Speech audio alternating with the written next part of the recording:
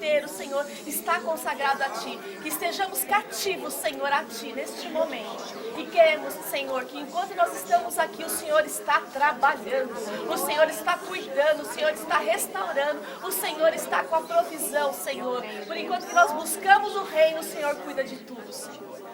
É o que eu te peço, Senhor, e já te agradeço porque Tu és Deus poderoso. Amém. Tu és o Deus sobre todos e todos. Amém, Jesus. Amém. Glória a Deus. Hoje a nossa lição está pautada na página 27. Quem não tem revistinha, senta com a irmã que tiver.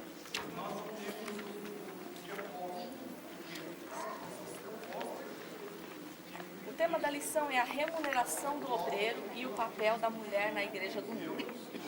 Eu vou ler a primeira ilustração, tá, irmãos? O primeiro item aqui. A ilustração dos princípios. Está em Coríntios 9, do 1 ao 27. Na qualidade de apóstolo, que também possuía a liberdade cristã, ele poderia reclamar sustento financeiro daqueles os quais pregava. Na realidade, entretanto, ele recusava exercer os seus direitos para merecer uma recompensa. Tal decisão exigia disciplina pessoal e implicava em provações. Os coríntios, é claro, deveriam aplicar a lição de abnegação e disciplina ao problema da carne sacrificada aos ídolos, que a gente viu isso na outra aula. Não conseguimos nos aprofundar nessa questão, mas a gente pode retomar um tema. Não sou eu, porventura, livre? Nos principais manuscritos, essa pergunta precede a outra referente ao apostolado. Nesta ordem, há também uma peculiaridade, pois passar dos direitos de cristão aos direitos de apóstolo fornece um clima adequado para a abertura dessa sessão. Não vi Jesus, nosso Senhor, a base da sua qualificação ao apostolado. Acaso sois frutos do meu trabalho no Senhor? Palavras que têm a intenção de enfatizar e a genuinidade do trabalho de Paulo entre os coríntios. Esse tema que nós vamos abordar hoje na aula, ele está basicamente, abra sua Bíblia, lá em 1 Coríntios. Na igreja de Coríntios, era uma igreja que o próprio Paulo havia fundado. E os próprios irmãos de lá de Coríntios, eles começaram a colocar em xeque se Paulo era apóstolo ou não. Porque Paulo não fazia parte dos 12. Paulo não era dos 12.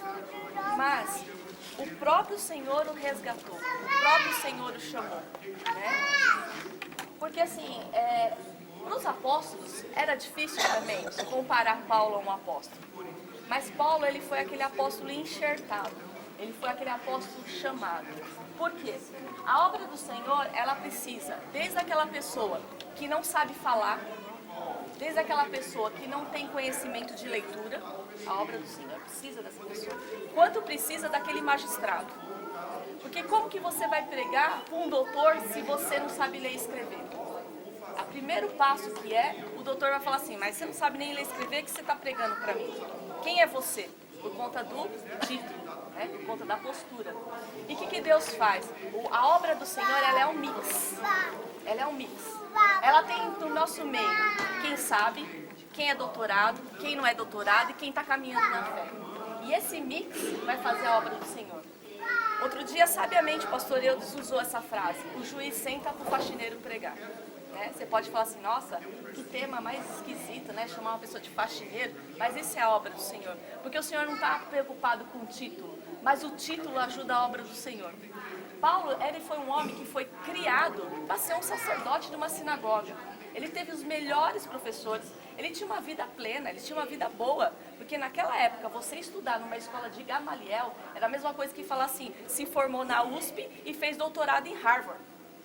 Uma pessoa que é top das tops. E Deus tira essa pessoa que aprendeu a palavra, porque a palavra era a mesma, eles aprendiam o Velho Testamento, na íntegra. Ele pregava para doutores, ele pregava para reis. E Deus tira ele, transforma ele de um homem que perseguia num homem preparado para a obra. E põe ele no campo missionário. Só que não tira ele, olha a ideia. Se você for pensar, Paulo pregando, ele ia pregar em quê? Em Roma, né? Ele ia ser o sacerdote de Roma, ele ia pregar direto para o imperador, mas não, tira ele e manda para Coríntios, manda para Romanos, manda para Galácia, manda ele para os lugares que eram improváveis. E lá ele falava direto com quem? Com o povão, ele não falava mais com a hierarquia. Só que Deus usa ele para falar com a hierarquia.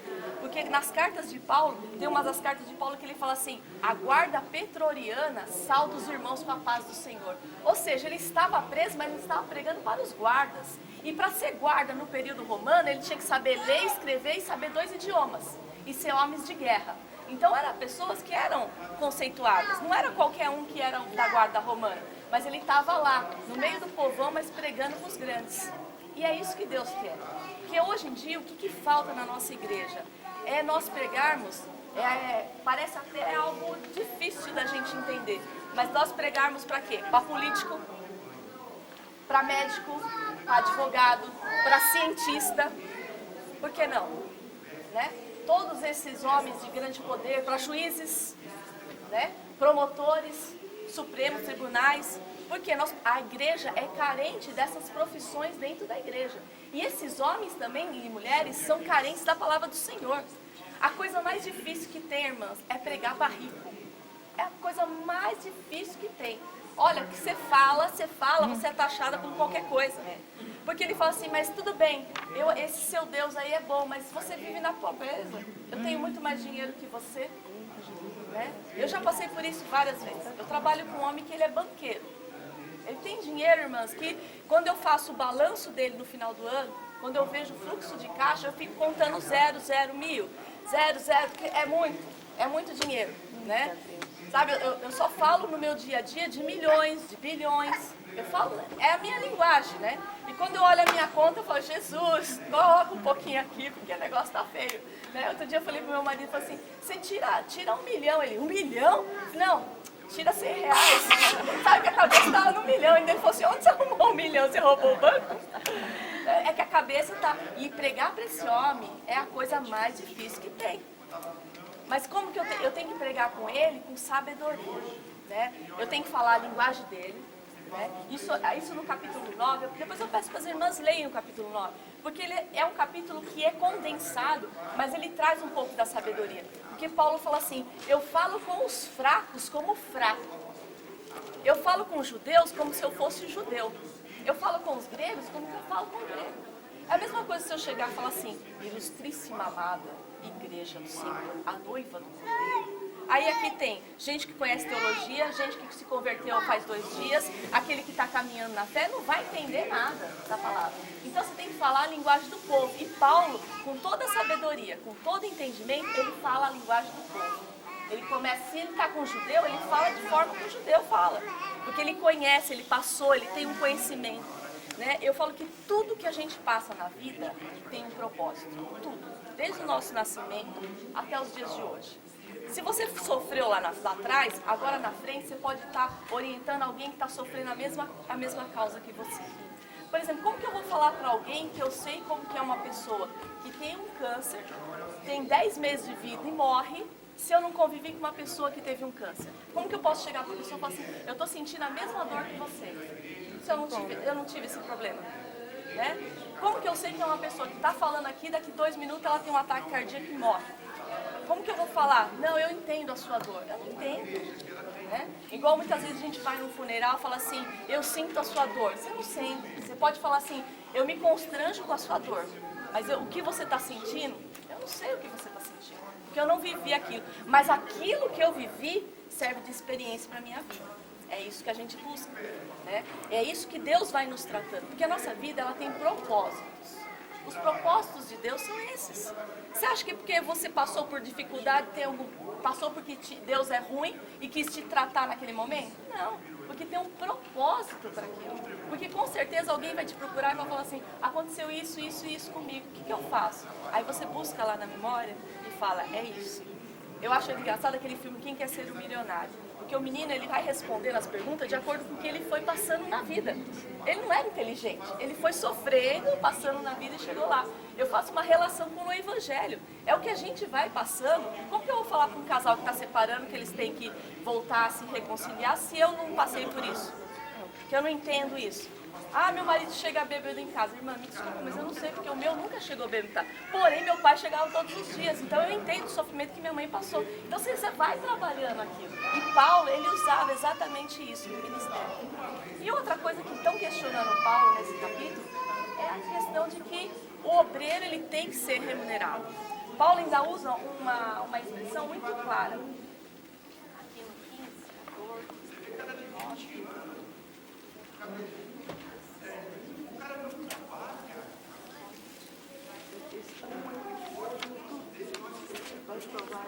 Aqui, ó, no 7. No 9:5 diz assim: não temos nós dinheiro de levar conosco, direito de levar conosco uma mulher, irmã, como também os demais apóstolos e os irmãos do Senhor e Cefas? Ou eu e Barnabé não temos direito de deixar de trabalhar? Quem jamais milita a sua própria custa? Quem planta a vinha e não come do seu fruto? Ou quem apacenta o gado e não come do leite do gado? Eu estou no 9:8, agora eu vou dizer. Digo isso segundo os homens. Ou não diz a lei também o mesmo? Porque na lei de Moisés está escrito: não atarás a boca do boi que trilhe o grão. Porventura tem Deus cuidado dos bois? Ou não diz certamente por nós? O que ele está dizendo? Não milita. Quem jamais milita a sua própria custa? O soldado, quando ele vai para a guerra, ele está pagando o uniforme, ele está pagando a arma que ele está usando, as balas que ele está dando, a comida que ele está comendo. Não, ele está em prol do quê? Do governo. Quem está bancando ele? O governo. E quem são o governo? Somos nós. Então, o homem que planta, que tem uma fazenda, ele não vai comer da plantação que ele planta? Você cria um animal, você não vai tomar o leite do animal ou comer a carne do animal? Paulo está falando a mesma coisa. Por que no reino do Senhor, o obreiro ele não pode ser remunerado? A própria lei de Moisés falava que não era para pôr nenhuma trava na boca do boi. O boi que estava trabalhando, que era seu animal de cultivo da plantação, ele estava trabalhando, ele podia comer dos grãos que caíam do chão. Não podia pôr nenhuma trava, porque era direito dele. Mesmo o animal estava trabalhando. E Paulo falou, será que Deus falou isso por causa do boi? Não, falou isso por causa de nós. Mas o que acontece? O povo começou a arrumar encrenca com Paulo. Tem que sustentar esses missionários? Tem que mandar Paulo para lá? Mas se ele tem mulher, vou ter que sustentar a mulher também dele? Né? Será que só Paulo e Barnabé? Não. Mas começaram a questionar a igreja de Corinto. Começou a questionar. Mas eles vão deixar de trabalhar para poder fazer a obra do Senhor? Né? Isso eu trago para os dias de hoje. Porque muitas igrejas não enviam missionários. Porque não quer bancar o missionário lá na obra. Não quer. Quanto muitas igrejas não querem bancar pastores. As igrejas presbiterianas, elas dão um show nesse quesito. O pastor presbiteriano, ele mora numa casa muito boa, mantida pela igreja, mas muito boa mesmo. Ele tem um salário em média de 6 a 9 mil reais. Os filhos deles estudam em escolas particulares mantidas pela igreja. E toda a compra do mês quem faz é a igreja, e não faz em qualquer lugar. A pessoa vai no mercado, compra e manda a notinha para a igreja. Se ele compra o que ele quiser comprar, ele pode comprar, não tem limite. E os 9 mil é livre. E os 9 mil é livre dele. Só que ele é aquela pessoa que é disponível para a obra. E os membros, como que é? Os membros aceitam essa situação. Aceitam, porque eles sabem que a hora que eles precisarem pegar um telefone e ligar para um pastor, ele vai ter um pastor à disposição. E outra, a disposição é bom, né? E outra, é uma questão de convenção. Decidiram que vai ser assim e acabou. Só que eles também são monitorados. São monitorados. E são homens extremamente graduados. Se a gente tem que tirar um chapéu para quem conhece teologia, a gente dá na mão dos presbiterianos. Eles têm muita luz na cabeça, mas pouco fogo no coração. Isso é verdade. Para dar glória, eles dão 3 glórias e acabou. Glória, glória, glória. Minha irmã vive me chamando para ir para a presbiteriana, assistir um culto. Eu vou ter que ir amarrado, porque eu não vou conseguir dar 3 glórias. Né? Eu vou levantar, não tem jeito. Eu sou assembleiana, nós temos esse rito de liberdade. E lá, se você dá um glória, todo mundo olha Irmã, eu fui numa presbiteriana que ela é aqui no Baeta, do pastor José Dias. Eu achei a presbiteriana muito avivada. A não é renovada. Nossa, Não sei. O que eu tô falando é do Mackenzie. Ah, do Mackenzie. Do Mackenzie. Hernandes e os Pra cima, Augusto Ah, Nicodemos. Ainda o Hernandes, outro naipe. eu ainda acho que o Hernandes de Ló, um dia ele vai virar pentecostal, porque ele é um presbiteriano quase com o pezinho lá. Ele é um pouco, ele se exalta. Calvinista, né? O calvinismo é... Mas assim, eles são monitorados também, né? Eles são vigiados. Eu acho que o pastor que está dedicado à obra, ele tem que ter a despreocupação da casa dele. Imagina o pastor pensando que o aluguel está vencendo, que os filhos estão na escola, mas todo dia chega uma cartinha de que o nome dele vai para o Serasa porque ele não pagou a mensalidade dos filhos. A mulher abre o armário e não tem nada para comer. Né? Aí a pessoa, o que eu estou fazendo? O que eu estou fazendo? Né? Como que, a cabeça dele, como que ele vai pregar para alguém numa casa que não tem nada e falar, Deus vai te dar a provisão? De que forma se está faltando lá na casa dele? Né? Eu acompanho alguns missionários, não no nosso campo, mas campos de fora, missionários que ficaram doentes, missionários que passam necessidade, a igreja não está nem aí com eles. Porque o que vai para os missionários é o que sobra. Só que eles estão lá no campo fazendo a obra. Né? Eles estão lá acordando cedo, acompanhando vidas, expulsando demônios, tratando pessoas. Porque tem pessoas, irmãs, que elas precisam ser tratadas nos mínimos detalhes. Tem pessoa que você vai passar 10 anos pregando a palavra para ela. E se bobear no 11º ela desvia. Tem pessoas que têm um cuidado especial, porque são os fracos na fé. Né? Pode falar. Falar que dependendo do lugar que você vai, tem um apoio social.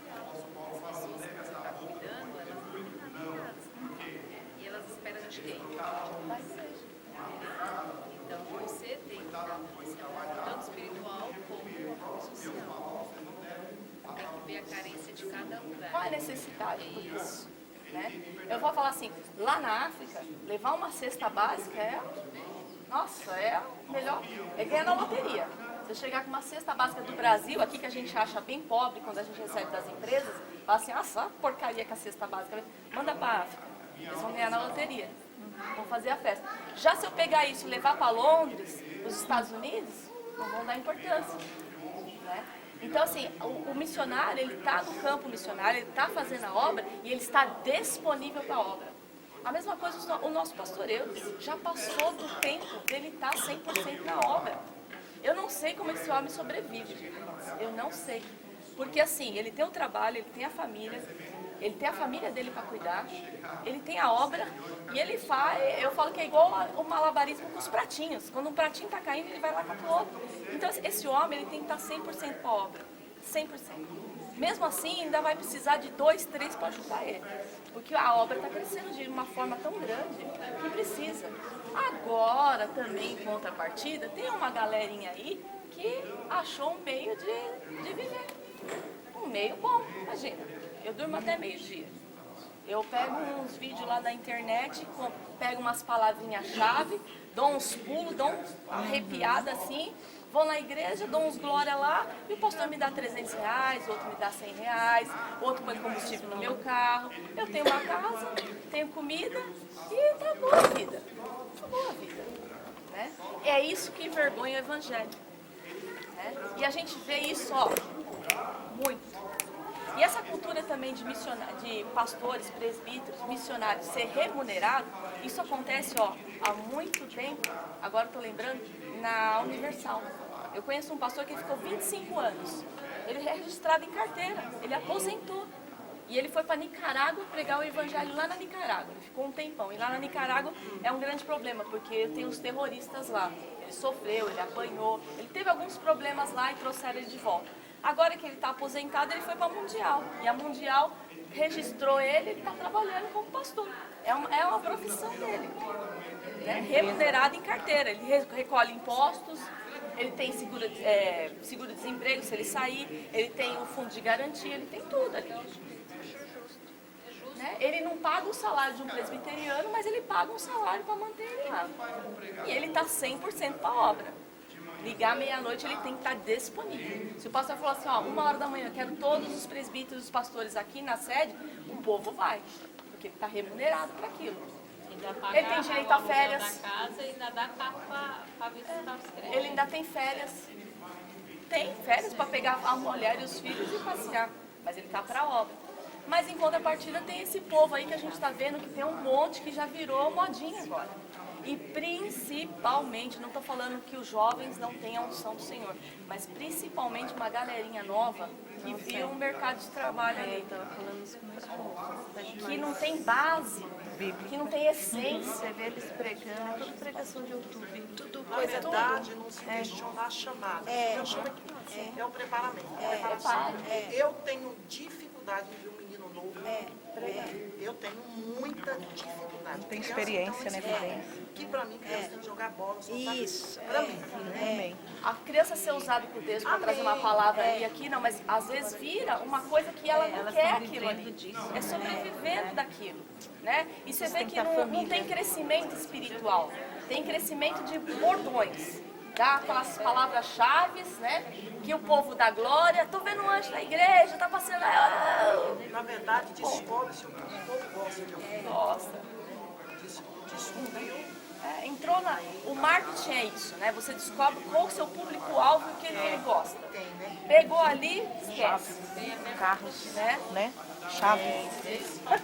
Luta ninguém. Tem. Aí fala assim, entra no meu canal, dá um like. Aí começa com essa história de meus seguidores, tantas visualizações. Falei, pode parar. Né? E a gente que é crente mais madurinha, a gente consegue entender quando é malandragem e quando não é. Mas tem muita gente que está entrando agora no mundo cristão, né? Que veio de outras igrejas, veio de outras religiões, que não consegue entender essa essência. E cai que nem patinho. Né? Mas esse povo, ele está entrando nesse mercado e ganhando dinheiro. Só que o que faz? A igreja começa a perceber também. A igreja não é boba. Né? Isso vai muito dos pastores. Os líderes da igreja de falar, não, isso daí não dá. Lógico, um jovem pregando para jovem, eu acho que é até legal. Um culto ou outro, ele vai enxergar a mesma língua. Fala, nossa, que legal, né? Deus está usando. E a gente sabe quando que Deus usa. Né? Agora, quando começa na malandragem, fazer cacuete, pular, fingir arrepio, aí você fala, epa, né? Aqui tinha até um menino, como era o nome dele, não sei o que, Espírito Santo, Leandro, né? Não, Leandro, né? Tinha uma palavra maravilhosa, né? Rapaz, não sei se vocês chegaram. Você sabe que tá no caminho. Tá aprendendo, tá tá caminhando, subindo os novo, degraus, né? Uma palavra assim, meu Deus do céu. Eu conheço um menino, ele tem realmente um chamado. Você vê que o chamado dele é tremendo. Quando ele começa a falar, você vê que Deus está usando ele. Só que assim, antes de começar o culto, ele tá brisando na igreja, tá de boa lá, conversando, batendo papo, o louvor acontecendo, ele lá de boa, brincando no celular. Aí a hora que chama pra palavra, ele vira o pastor, né? Eu falei assim, o chamado você tem, agora você tem que se pôr no lugar, se pôr na brecha, aprender. Né? E outra, ninguém dorme. Não crente acorda crente. Eu acho Isso é um Eu acho processo. muito sério esse negócio de celular hoje na igreja. Eu fiz um curso com a Neuza Chioque, a gente ficou 3 dias no seminário dela, né? Lá a gente não usa celular em momento algum. Nem no momento de lazer a gente poderia pegar no celular. Porque o que ela fala? Como que a pessoa pode estar no Espírito Santo falando em línguas e filmando? Não tem como. Como que ela falou, você está ministrando e a pessoa fica tirando foto, atrapalha quem está do lado, tira totalmente a concentração, tira o foco. Então, assim, na igreja dela não se usa celular. Eu acho isso correto. Eu sou radical. sou radical também. Se eu fosse líder de uma igreja, eu ia falar assim, irmãos, ali fora tem um armarinho, cada um guarda seu celular. Tira sua sandália quando entrar aqui, porque é algum lugar que você quiser. Eu sou radical também. Porque senão você tá lá, aí daqui a pouco sobe uma mensagem, você já responde automático, porque a sua mente está Mas preparada aqui para na isso. igreja a gente que fica... É o que mais eu vejo. Todo mundo com celular, gente, é um negócio incrível. Olha que irmã. Eu trouxe a minha irmã aqui, que ela é da Assembleia, lá em Santa Catarina. E ela achou estranho, ela falou, nossa, a que fez a cirurgia, a Márcia, né, irmã Márcia, ela estava fazendo a oração, muita gente estava conversando entre si, e até um pastor ou outro abriu lá em cima dela e falou, nossa, não pode isso, né? Isso não respeita, eu falei, falta de reverência. Eu fui na igreja dela, eu falei assim, não. É assim, às vezes olha a própria palavra no celular, tá vendendo a Bíblia. Mas não pode. Aí eu peguei, não sabia o que falar pra ela, o que eu ia falar. Eu tô Exatamente, é assim mesmo que a gente fica. A gente sem fica com vergonha alheia. Exatamente. Para isso, porque aqui na igreja tá demais o Tá celular. demais, tá demais. Eu também já observei. Nossa, alguns exemplos, é isso. as crianças de 5 Ela vai anos, achar o tudo quê? jogando. Não Na é minha pra- época, minhas não é irmãs chacoalhando fechavam a orelha e isso aqui que vai colocavam me do ensinar lado do alguma coisa. quarto. Claro. Deixa eu falar uma coisa para os irmãos. Você tem como, pelo menos, tentar mudar essa situação no seu meio familiar. Eu tenho certeza que, já que entrou nesse assunto, né, a gente tem que ir aproveitando esses ganchos. Eu não tenho, nem como líder, eu não tenho autonomia. Envolve questões também de respeito, eu não tenho direito, né, essa é a palavra, de entrar na vida do outro, naquilo que não me compete. Só que você, como mãe, você como esposa, você pode. O seu filho, ele sai de casa com uma roupa, você vê. O seu filho, ele sai de casa com um celular, você também vê.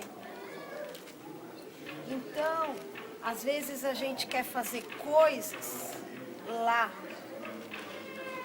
mas o nosso primeiro ministério é a nossa família, é dentro de casa. Então, o que será que nessa manhã o Senhor Deus quer nos alertar acerca disso? Amém, minhas irmãs? Amém. Você tem poder e autoridade sobre seu filho. Verdade. As 2 horas que você vai estar dentro do culto, o seu celular vai ficar na minha bolsa. Não é na bolsa deles não, viu? Nem traz. Minha filha não traz, ela tem 14 Amém, anos. minhas irmãs? Amém? Amém? EBD, eu já falei isso para vocês. Eu quero despertar dentro da mente de cada um sentimento de pensamento. Nós precisamos começar a pensar. Amém? Amém. Trouxe meu celular. Às vezes muitas mães dão a galinha pintadinha pra criança ficar quieta, né? Mas ela tem. Eu sei que é difícil segurar a criança, porque a minha filha no começo, quando ela era pequena, ela subia pelas paredes. Mas da não é igreja. impossível. Mas não é também. impossível. Eu assisti o culto É do lado muito de pai, fora da muita igreja. mãe refém de filho. Eu assisti muito o culto do fora da igreja. Eu já passei por tudo Eu isso. Minha catava filha minha, ficava no carro na até tabela, os 3 anos. agora eu não tô Nunca. Pode ver que quando ela chega, ela já entra aqui e já vai para lá. Ela não tem celular, ela estuda no colégio adventista, ela não leva o celular. Mas as amigas dela levam, mas ela não leva. Então, assim, a gente tem que entender que este lugar, apesar de ser um galpão, é um lugar santo. Esse chão, apesar de ser rústico, é um chão santo. Porque aqui tem a presença do Senhor. Onde nós, 1, 2, 3 estão reunidos, onde que está a presença do Senhor? No nosso meio. E a gente acaba esquecendo isso. Né? Porque o mundo faz a gente esquecer isso. O mundo faz com que a gente entre aqui como se a gente estivesse entrando no cinema, no teatro, no shopping, em qualquer lugar. Só que aqui não é qualquer lugar. Aqui é onde as bênçãos do Senhor vêm. O Senhor é santo, santo, santo. Não tem por onde. Né? E a gente tem que trazer essa consciência. E as pessoas que aqui estão, são pessoas que estão em processo de santificação. Tem isso também, nós estamos sendo tratados. E a gente tem que ter um pouco de sabedoria de tratar o fraco como fraco. Né? Se a gente se acha muito forte, muitas vezes nós não estamos fortes. Mas a gente tem que policiar também o outro de que está fazendo coisa errada. Né? O primeiro ponto, você vê uma situação dessa, a primeira coisa que eu falo é: Jesus, trata essa vida. Porque às vezes eu não tenho como chegar na pessoa e falar: irmã, eu vi você com o celular lá, irmã, pelo amor de Deus, irmã, você é crente, irmã, dá um jeito aí. A irmã vai virar a cara. Eu sou tão cara de pau que eu chego com a mãe e falo. Mas às Eu vezes a vi irmã o pode celular, virar a mas vai cara. gravar a música Tem da que ter uma moça. liberdade Eu já pra guardo. Hoje em dia nós temos esses vídeos que tá aqui pra isso. Ele tira foto, depois ele joga, só a gente pegar.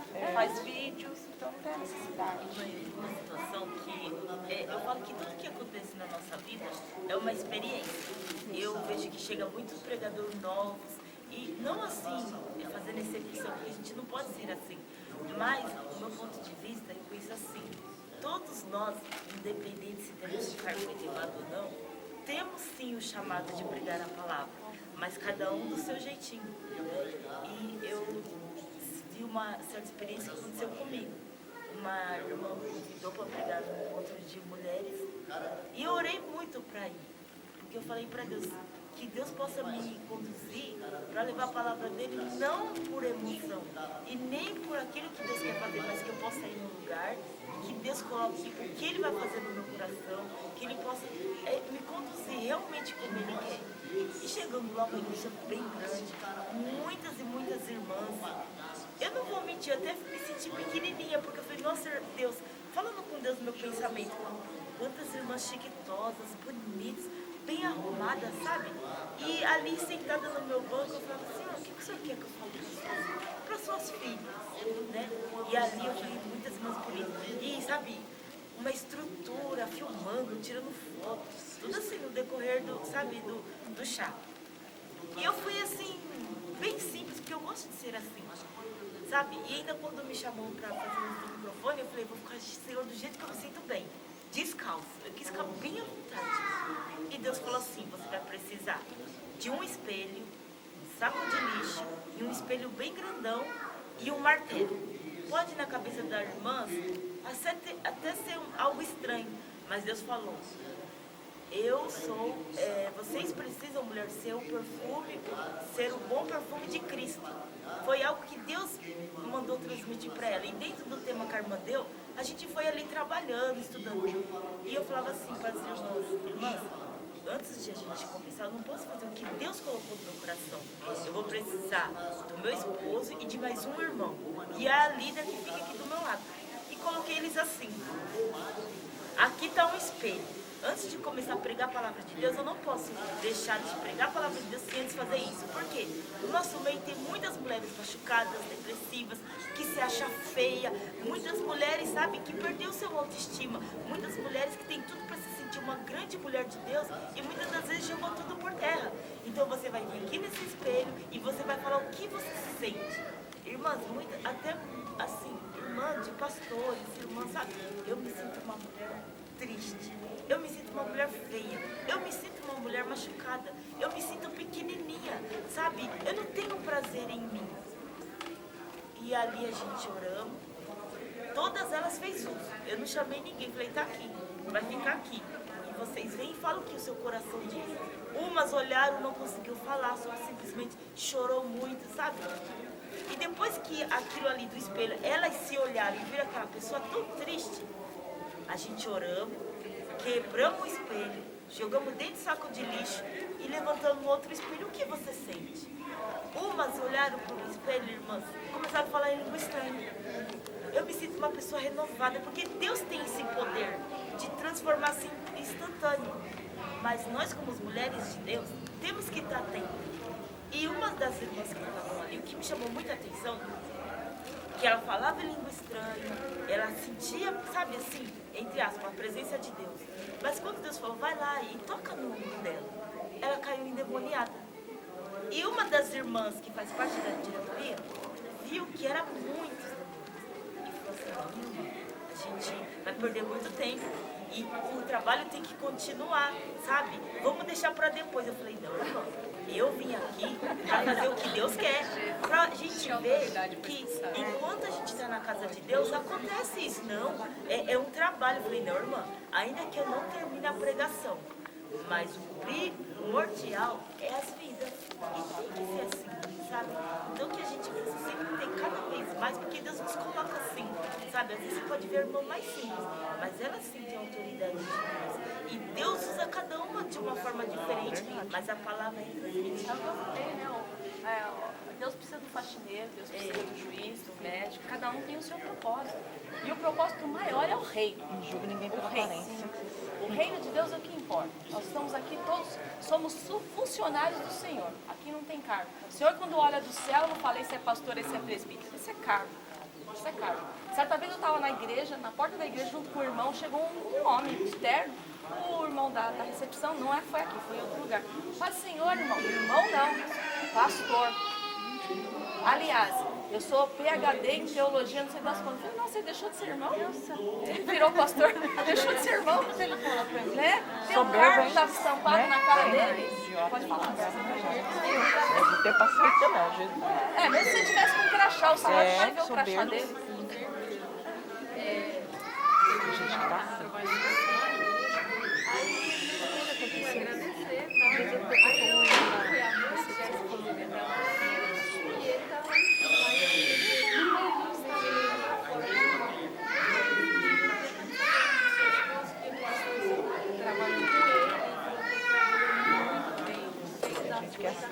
Quer água? Não, pastor fulano. Pastor fulano, sabe? Ele falou. Eu falei, nossa, até me assustei, né?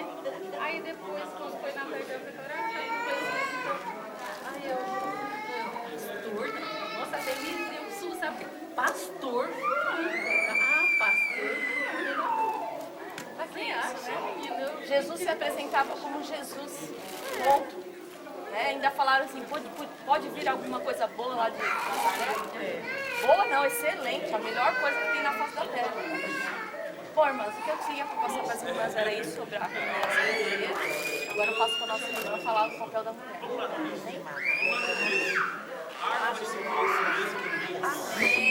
Nossa, mas é não complexo, né?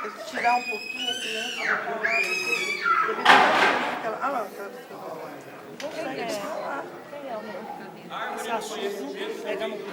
a criança de hoje, as mães têm que falar não. Bom, as crianças hoje em dia elas não entendem o não. E quando chega dentro da sala de aula com o professor, que eu sou 25 anos professora, quando o professor fala não, elas não entendem. Entendeu? Verdade. É não, pronto, e acabou. Vai lá, chama dentro do banheiro, vamos conversar dentro do banheiro. É assim. Pegando um pouquinho do gancho da irmã, é muito complicado, né, esse aspecto de cooperação. Eu conheço alguns pastores presidentes que os filhos estudam nos Estados Unidos, tem uma casa enorme, é sustentada pela igreja, como ela falou, né? É um pouco complexo, né? Às vezes o membro também está em uma grande dificuldade, uma luz torta, tem uma dificuldade, é muito complicado. Mas é bíblico, né?